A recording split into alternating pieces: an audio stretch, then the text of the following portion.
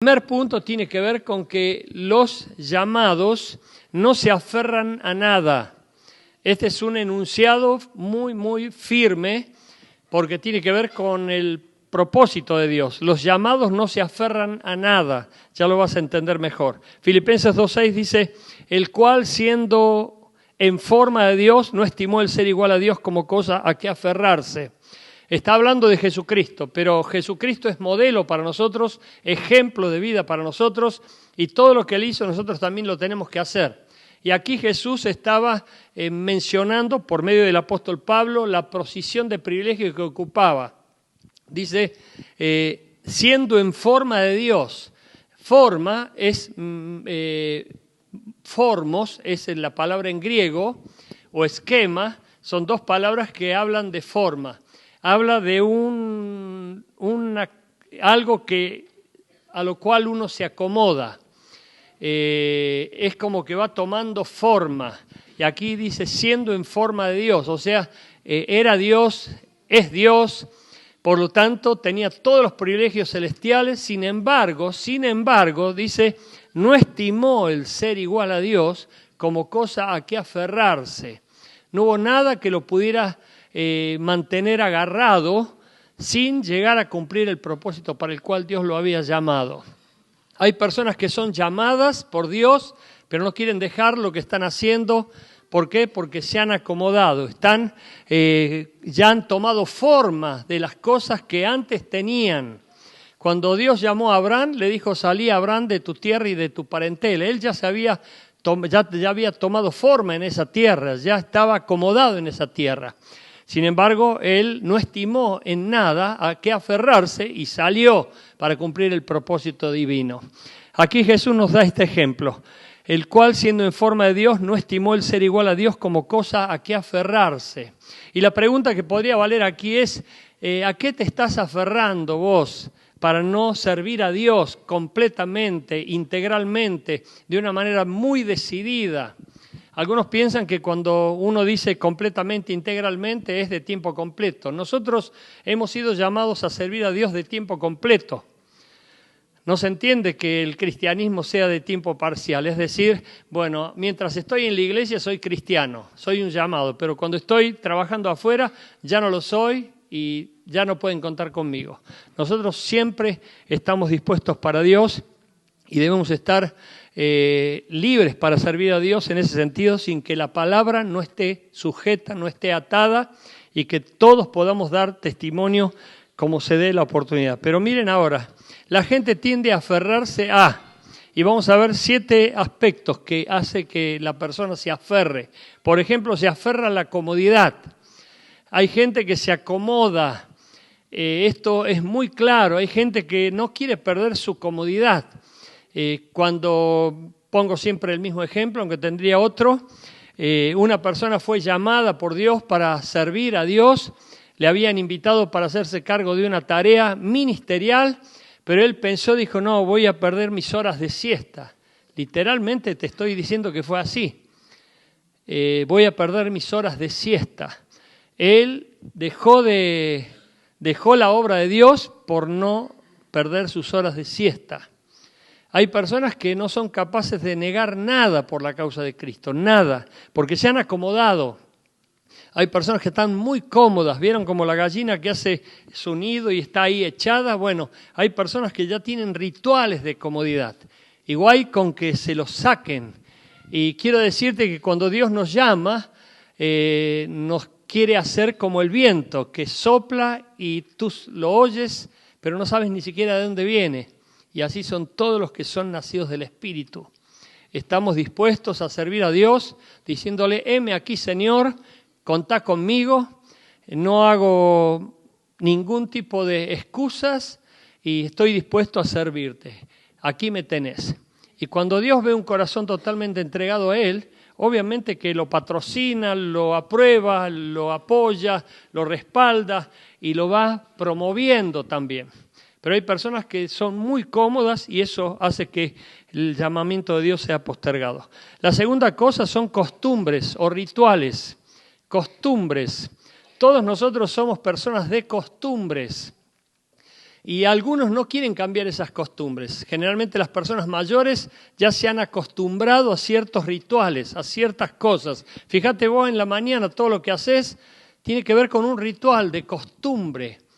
Pero ¿qué pasaría si te cambian todas las circunstancias y ya no tenés nada de lo que tenés a tu alrededor? Te tenés que ubicar y te tenés que readaptar a una nueva circunstancia. Y si vos lo pensás, a lo mejor te cuesta. Pero cuando lo tenés que vivir te vas a dar cuenta que no te cuesta tanto. ¿Por qué? Porque Dios nos da la capacidad de adaptarnos. Yo me acuerdo que era muy friolento, lo sigo siendo, pero cuando fui al servicio militar y me mandaban a hacer guardia a las 2 de la mañana, en medio de la nada, estaba allí y bueno, no sentía ni el frío. Ya me había acostumbrado. Era como que me estaba adaptando a las nuevas circunstancias. Y hay personas que no se acostumbran a otras cosas porque ya se han acomodado. Cuando vino un matrimonio de Estados Unidos a visitarnos hace mucho, me gustó la actitud de ellos porque me dijo, mire, no se haga problema por nosotros, pastor, porque nosotros somos misioneros, estamos dispuestos a sufrir lo que sea necesario. No se haga problema por nosotros. Y eso es la actitud correcta. Pero hay personas que ponen ciertos requisitos y tienen ciertas demandas y eso hace que Dios no los pueda tomar en cuenta. Por eso nosotros tenemos que tener cuidado y no aferrarnos a cosas que van a limitar la obra de Dios o van a postergarla también. Tercer lugar, lugares. Hay lugares que se aquerencia la gente, se enquista. Hay lugares que hacen como que sean sacros. Si me mudo de este lugar, si me cambio de este lugar, si me cambio de este barrio. Bueno, hay personas que se han mudado de país, de provincia, de barrio, por una razón económica. Hay gente que se ha mudado a otro país por una razón económica.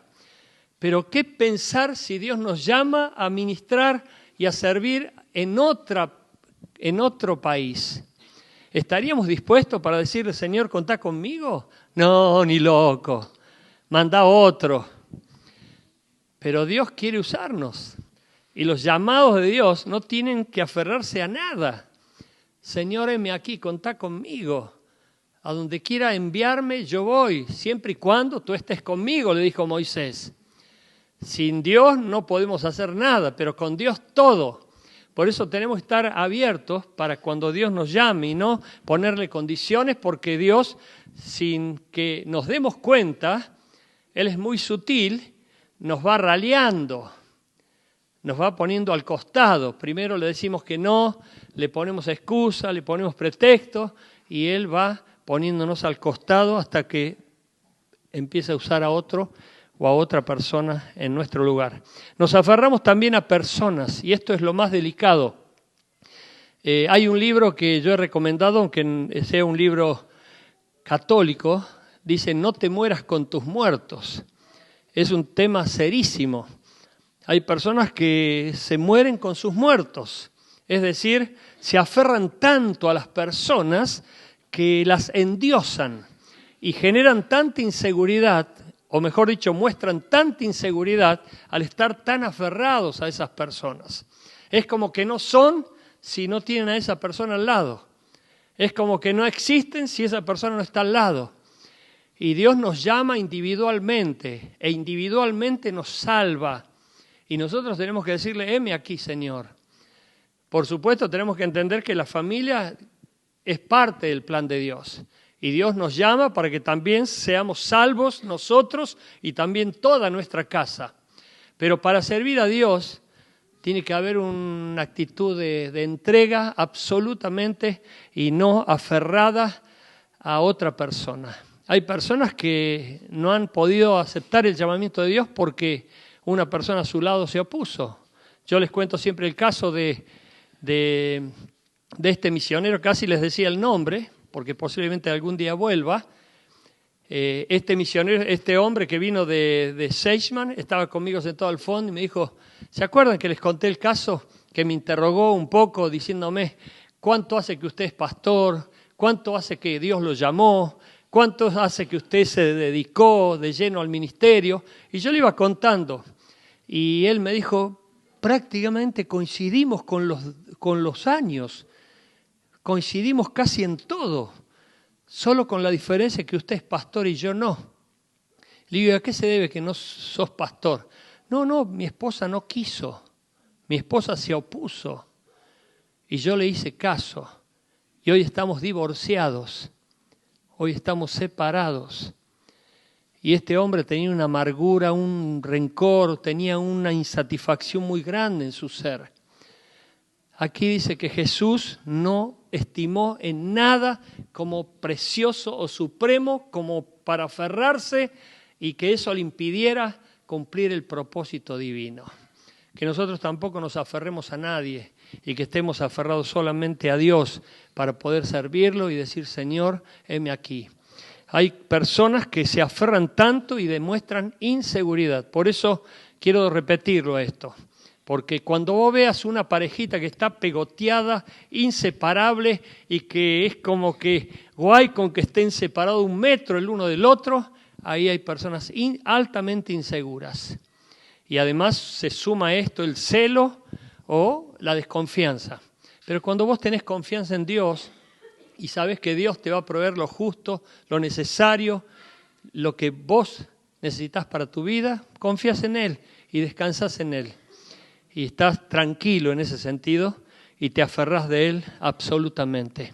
Por eso aferrate de Dios y no te va a faltar nada. Pero si te aferrás de cualquier persona, esa persona te puede faltar y con esa persona puede faltarte todo. ¿Se entiende el concepto? La siguiente cosa de la cual las personas se aferran es la posición social. Por eso hay personas que no aceptan la quiebra. Bueno, nadie la acepta, obviamente. Pero hay personas que por negligencia, por mala administración o por diferentes decisiones equivocadas, cambiaron su estatus social. De ricos pasaron a pobres. Y yo he conocido a muchas personas así. Como una de ellas me dijo hace un tiempo, pastor, antes las moneditas no me importaban, ahora las cuento. Venía multitud de gente a mi casa, bueno, ahora no puede venir nadie. Bueno, son personas que sufrieron una quiebra. Pero en este caso estoy hablando de personas humildes, personas que aceptaron un revés y se contentaron con su nueva situación y se adaptaron a su nueva posición social. Pero hay quienes que no se adaptaron y se terminaron suicidando. ¿Por qué? Porque se habían aferrado a ese estatus, a esa apariencia. Cuando alguien me dijo recientemente, pastor, estas personas gastan hasta $240 en una botella de vino, yo le dije que muchas de esas personas lo hacen porque están manteniendo una apariencia y solamente quieren figurar. Por eso Jesús los descubría y los calaba de lejos, porque quieren mostrar de que son ricos cuando en realidad pueden ser que sean pobres. En sexto lugar, el estatus. Tanto como posición social, ahora el estatus está referido más bien a la posición. Te nombraron líder y de repente sufriste un problema moral, ético, o cometiste un error y por el cual se te acusa, o hay una situación engorrosa que hace que tu testimonio sea reprochable, ¿se entiende? Y te pidieron que por favor te quedes a un costado. Tenías el estatus de líder, pero ahora no lo tenés más. Lo perdiste momentáneamente. Pero en vez de tener una actitud humilde, y más si sos inocente, confías que Dios te va a defender, te empezás a defender vos. Y la primera actitud de tu defensa es el orgullo, es el rechazo, es el rencor, es el odio y es el abandono, porque terminás dejando la iglesia.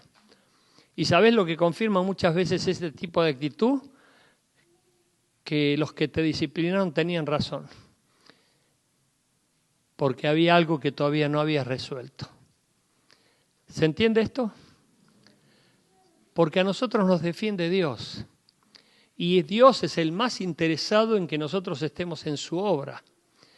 Pero cuando nosotros queremos hacer valer nuestro yo para ser reconocidos, como esa persona que una vez estaba en el sonido y le dijimos, por favor, deje el sonido, ¡pum!, se fue de la iglesia. Si no está el sonido para mí, no tengo nada que hacer en la iglesia. Venía por la actividad, venía por la posición, venía por el estatus.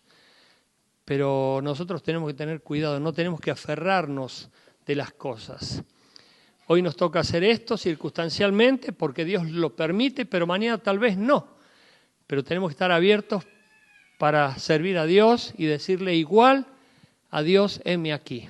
Pero a veces la inseguridad, los complejos, el orgullo y el deseo de ser reconocido hace que nosotros peleemos con uñas y dientes para mantener una posición, un estatus, pero Dios no quiere que nos aferremos a eso como algo que es supremo, más supremo y valioso que tener la forma de Dios y que Jesús no haya estimado ni siquiera el ser igual a Dios como cosa que aferrarse, nosotros no podemos estar en comparación.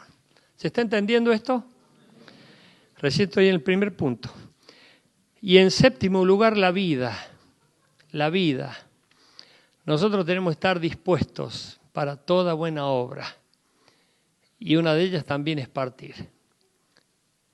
Y acá viene el tema.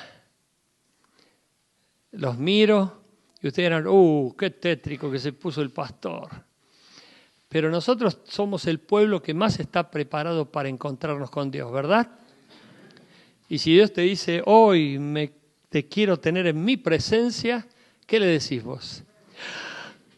Amén, dijeron algunos. No, todavía no. Se aferran a la vida como si la vida aquí en la tierra fuera eterna. Nosotros tenemos que estar preparados. Y qué lindo es poder testificar de eso. Yo lo hice recientemente a una persona y dijo esta persona, pero ¿quién está preparado? Y yo le dije, yo. Porque estoy preparado. Cuando el Señor disponga, ¡pum!, me voy con Él. Y cuando, como dijo el célebre evangelista Dwight Moody, el día que anuncien mi muerte, no lo crean, ese día estaré más vivo que nunca. Por eso la vida también hace que la gente se aferre y se crea que va a vivir eternamente aquí y no se prepara para vivir allí. Hay gente que solamente cree que va a vivir aquí en la tierra, lo único que piensa es horizontal, pero no piensa vertical, no piensa en el cielo nunca, ni en el más allá junto a Dios. Son cosas de las cuales las personas se aferran, los llamados no. El segundo punto, los llamados se despojan de todo. Seguimos, pastor. Se despojan de todo. Tiene que ver con lo anterior, pero miren lo que dice Filipenses 2:7. Sino que se despojó a sí mismo tomando forma de siervo, hecho semejante a los hombres. Se despojó de sí mismo. Él podría haber ostentado gloria, poder, majestad, todo lo necesario para mostrar su divinidad. Y Él vino al mundo justo en el momento en el que todo el mundo en aquel entonces, principalmente el Imperio Romano, era politeísta. O sea, estaba a la expectativa de nuevos dioses. Imagínense que Él se hubiese presentado como un nuevo dios terrenal. Inmediatamente le hubieran hecho una estatua, lo hubieran adorado ahí mismo, pero no se cumplía el propósito. No era el tiempo todavía. Por eso dice, se despojó a sí mismo, tomando forma de siervo, hecho semejante a los hombres. Es decir, se rebajó y se camufló, por así decirlo, como si fuese un indigente, un siervo, esclavo. La palabra en griego aquí es doulos. Doulos es esclavo, una persona que hacía los trabajos más serviles y viles. El amo podía matarlo si se le antojaba o lo miraba mal. Y él adoptó esa forma del más humilde de los humildes de los hombres. Él se despojó a sí mismo. Y aquí vemos una actitud preciosa que nosotros también tenemos que imitar, que es el tener la voluntad de despojarnos a nosotros de cualquier ostentación, en el sentido de que pudiéramos ostentar, por ejemplo, autoridad. Hay muchos que no se privan de nada cuando llegan al poder. Empiezan a tratar mal a los demás, empiezan a insultar, empiezan a rebajar, empiezan a demostrar que están en la cima. pero no se dan cuenta que pueden estar en el abismo también. Y muchos han caído rotundamente de su posición de eminencia, porque Dios no soporta a esas personas y tarde o temprano las humilla a Él, porque se han exaltado a sí mismos. Pero 3 formas de ser despojados tenemos. La primera forma es injustamente. A lo mejor vos conseguiste tu ahorro, laburaste como un descosido, trabajaste todo el tiempo mucho y esforzadamente y apareció un ladrón y te robó todos tus ahorros. Fuiste despojado. A lo mejor te hicieron el cuento del tío, fuiste despojado. A lo mejor una mala negociación, fuiste despojado. Todas esas son injusticias que tienen que ver con gente ajena. Pero hay otra forma de ser despojado, voluntariamente, como lo hizo Jesús. Voluntariamente se despojó, se entregó, se rindió y le dijo a Dios, no tengo nada mío, todo lo que tengo es tuyo. Y este es el principal concepto que nosotros tenemos que tener. Nada nos pertenece, todo es de Dios. Dios nos lo presta para que lo administremos y que con esa administración le demos la gloria a Él. Pero ¿qué pasa? La mayoría de las personas se adueñan de lo que a Dios le pertenece porque el mundo y su creación le pertenecen a Dios. Y el oro y la plata también, dice la Biblia.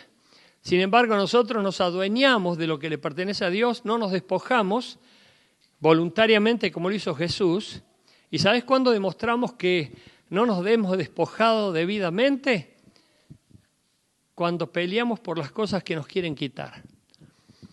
Hay mucha gente que es asesinada porque le quieren robar el auto y se agarran a trompadas.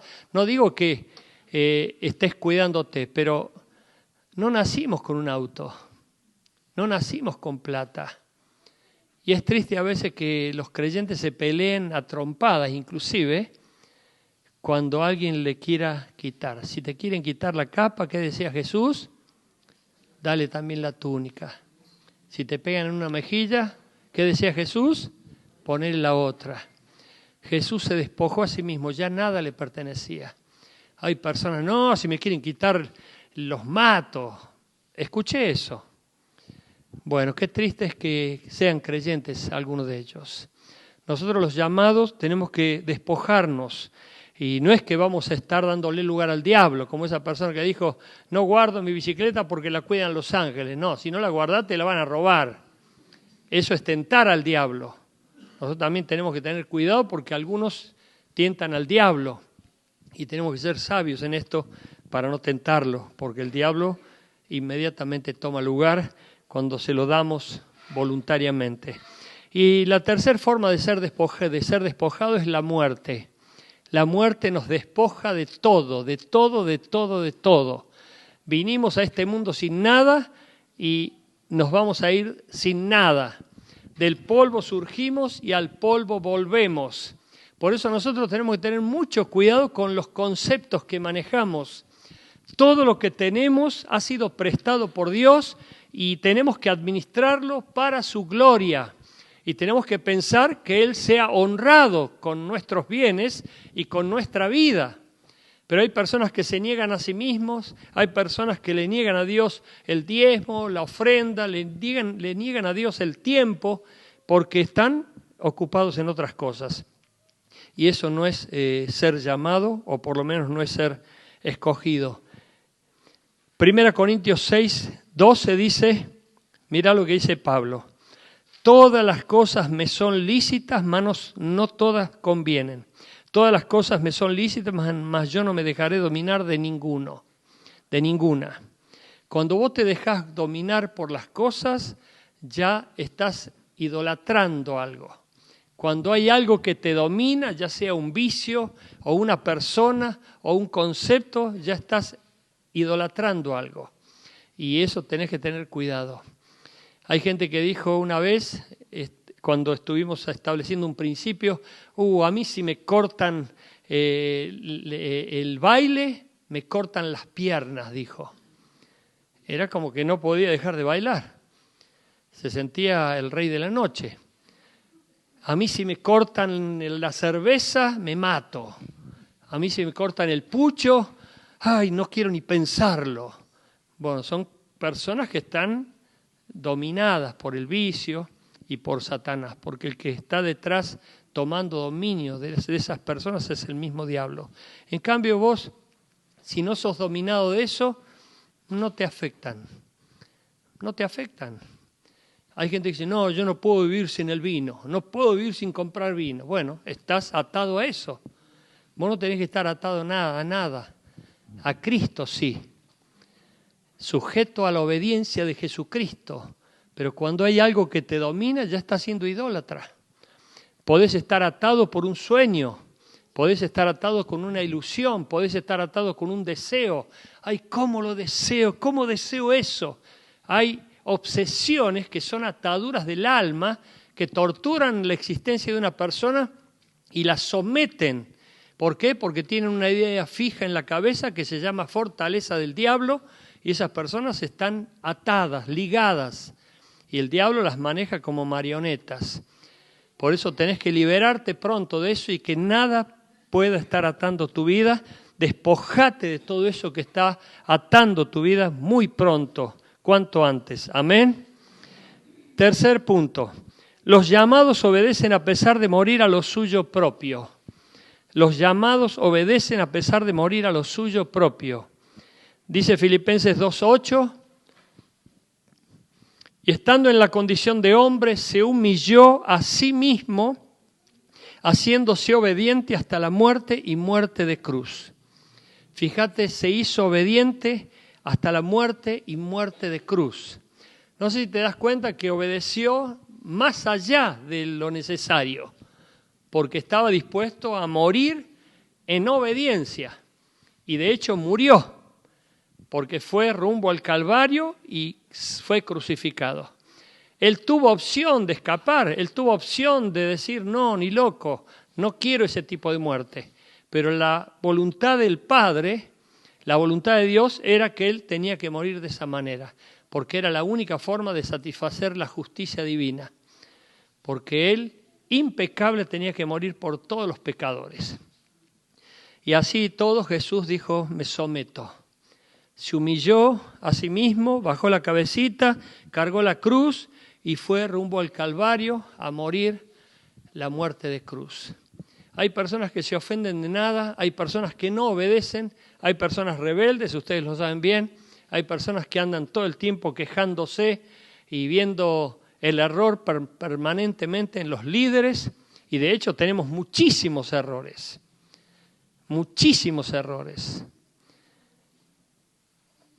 Por eso me gustó una frase que decía el libro de Watchman Nee, que siempre cito. Dice, aquel que está viendo los errores en el líder es un rebelde. Los puede ver, pero no es para que los divulgue. Es para que le hable al líder con respeto y decirle, líder, yo te amo, o te quiero, o te respeto, o permitime decirte esto, para cuidarte, porque quiero que esto no se note. Como por ejemplo, alguien puede venir a decirte, por favor, no lo tomes a mal, pero lávate los dientes. ¿Cómo lo va a ofender al líder? O mira, te despeinaste atrás, acá tenés algo que parece un monje.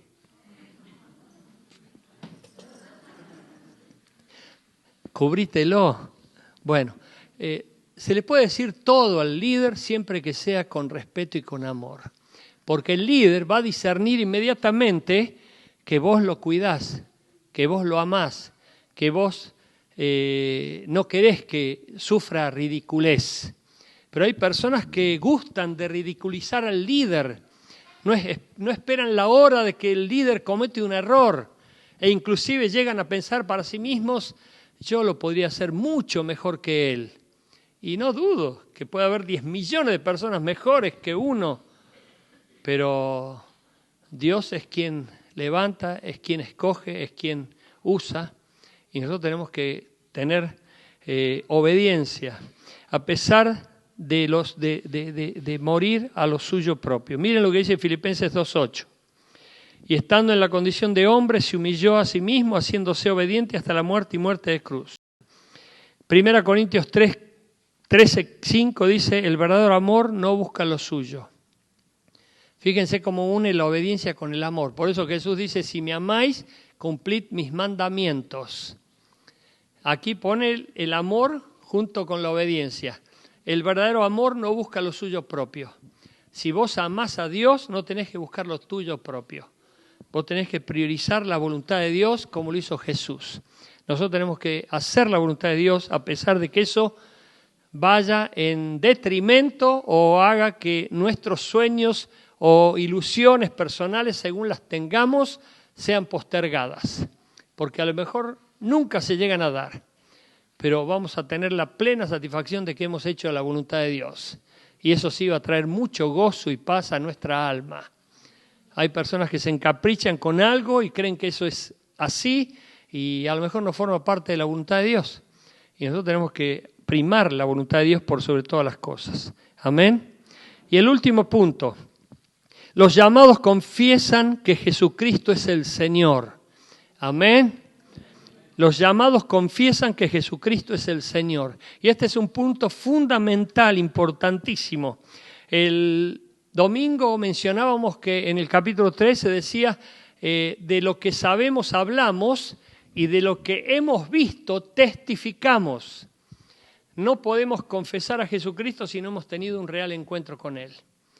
Y aquí viene el hecho de confesarlo con absoluta convicción, porque es la única confesión que vale para echar fuera demonios. Filipenses 2:11 dice, y toda lengua confiese que Jesucristo es el Señor para gloria de Dios Padre. Y escuchá, iglesia, por favor, y todos los candidatos, escuchen. Si dice que toda lengua va a confesar a Jesucristo, eso se refiere a lo que va a pasar en el día final, donde va a estar Jesús reinando y todo el mundo, sea quien sea, no importa si fue discípulo de Cristo o quien sea, judío, musulmán o quien sea, va a postrarse y reconocer al Rey de Reyes y Señor de Señores. Pero mientras tanto, aquí, hoy, la palabra dice que los llamados de Dios deben confesar a Jesucristo como el Señor. Primera de Juan, capítulo 2, versículo 23, dice, todo aquel que niega al Hijo, tampoco tiene al Padre. El que confiesa al Hijo, tiene también al Padre. Mirá cómo liga estas dos cosas. Porque hay personas que dicen, yo tengo a Cristo, pero dice, si no confesás a Cristo, no tenés al Padre. Y si no tenés al Padre, tampoco podés confesar al Hijo. Todo aquel que niega al Hijo, tampoco tiene al Padre. El que confiesa al Hijo, tiene también al Padre. Es tan importante la confesión como nuestra creencia. Hay personas que no han creído, por lo tanto no confiesan. Hay personas que no tienen convicción en lo que han creído, por lo tanto no confiesan. Hay personas que por timidez, por complejos, por ñañas, por conveniencias, no, si hablo aquí de Cristo me echan, o si hablo aquí de Cristo me van a rechazar. Bueno, hay personas que no confiesan a Cristo, no hablan de Cristo, no comparten el Evangelio, no están animándose a dar a conocer la fe que profesan. Hay personas que por cobardía, por timidez o por falta de convicción dicen, no, yo por las dudas todavía no digo nada. Y una persona nuevita me preguntó, ¿y qué tendría que hacer yo, pastor, cuando recién estoy empezando en la vida de la iglesia? Digo, ya tenés mucho para contar, le dije. Empezá contando tu experiencia de leer la Biblia. Empezá a contar tu experiencia de conocer a Cristo. Empezá a contar la historia de Cristo, que la estás conociendo un poco mejor. Y esta persona entendió que ya tenía más argumentos para compartir a Cristo. Todo aquel que niega al Hijo tampoco tiene al Padre. El que confiesa al Hijo también tiene al Padre. Y 1 de Juan 4:2 dice, en esto conoced el Espíritu de Dios.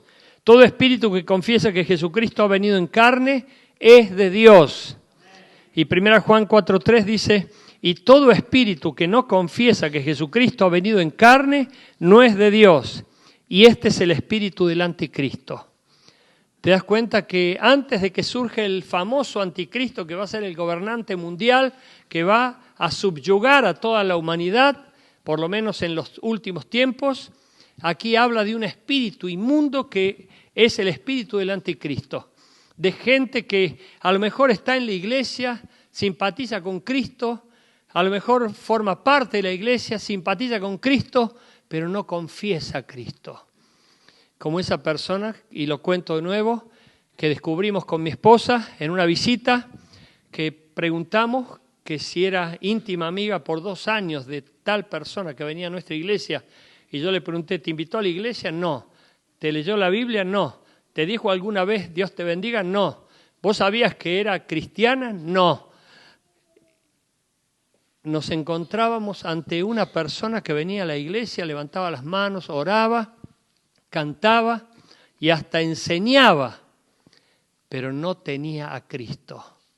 En su interior había demonios, porque cuando yo llamé para interrogar a esa persona, porque no quería dejar pasar esa situación, yo tenía que corregir esa situación. ¿Cómo? Si vos te confesás como cristiana o cristiano, pero no confesás a Cristo abiertamente a la gente que te conoce para dar a conocer tu fe, algo está pasando, hay algo errado ahí. O estás atada por el diablo, o te falta madurez para animarte y ser valiente. Y yo le dije, vení por favor, quiero que me expliques esta situación. Vos sos amiga de tal, ¿y qué pasa? ¿Por qué no le predicaste nunca a Cristo? ¿Por qué no le hablaste nunca de Cristo? ¿Por qué no le invitaste nunca a Cristo? Y esta persona dijo, no me animaba, la verdad que no me animaba. Digo, déjame orar por vos, por favor, cierra tus ojos. Cuando le impusimos mano, aquí hay testigos de esto que digo, cuando le impusimos mano, ¡boom!, voló y empezó a revolcarse y a vomitar y a echar, espuma por la boca, llena de demonios estaba. Espíritu de miedo, espíritu de cobardía, espíritu de suicidio, espíritu de depresión. Tenía un montón de demonios esa persona. Y fue libre. Por eso nosotros tenemos que confesar a Cristo. De lo que sabemos, hablamos, dice el Evangelio de Juan capítulo 3, pero de lo que hemos visto, testificamos. Por eso el que no confiese a Cristo, no tiene a Cristo. Por eso confesá a Cristo, contale a tus padres de Cristo, hablale de la historia de Cristo, de que murió, vino al mundo, se entregó por amor, fue sacrificado, pagó con su sangre nuestro pecado para liberarnos y redimirnos. Ya tenés muchas cosas para comenzar a confesar a Cristo y vas a ver cómo van a pasar cosas maravillosas en esta ciudad y en todos los contornos de esta ciudad y todos los pueblos aledaños, porque un pueblo que va a confesar abiertamente a tiempo y fuera de tiempo. Amén. Por eso se liga la falta de confesión con la falta de fe y la falta de tener a Dios y a Cristo en la vida. Pónete de pie, iglesia, por favor. Si en algo Dios te habló, decí fuerte amén. Que Dios nos permita poner en práctica estas cosas que escuchamos y que sepamos cómo desapegarnos, cómo no aferrarnos y cómo poder testificar y cómo ser personas valientes para dar a conocer el mensaje del Evangelio a todos los que nos rodean. Para que Dios te levante con poder, coraje y convicción. Amén. Cierra tus ojos. Señor, gracias te doy por este pueblo maravilloso. Señor, que esta palabra sea multiplicada al 100 por 1, que dé fruto, Señor, en cada vida. Y si hay algo que nos gobierna, ya sean vicios o afectos o comodidades, Señor, que son ídolos, queremos que todo quede a tus pies. Y hoy nos encomendamos a tus pies, Señor, nos entregamos a tus pies. Queremos rendirnos para que, Señor, sea voluntariamente nuestro desapego de todas las cosas, para que solamente nos tomemos de tu mano y hagamos tu voluntad, porque quieres que la hagamos a pesar de todo, Señor, de las circunstancias y de las ganas o lo que sea. Te doy gloria y honra por cada uno de mis hermanos y hermanas y te pido que los prosperes muchísimo más, Señor, y que les abras puertas, que los defiendas y que ahuyentes al devorador de sus vidas, para que la gloria sea absoluta sobre cada hogar aquí representado. En Cristo Jesús. Amén. Amén. Que así sea.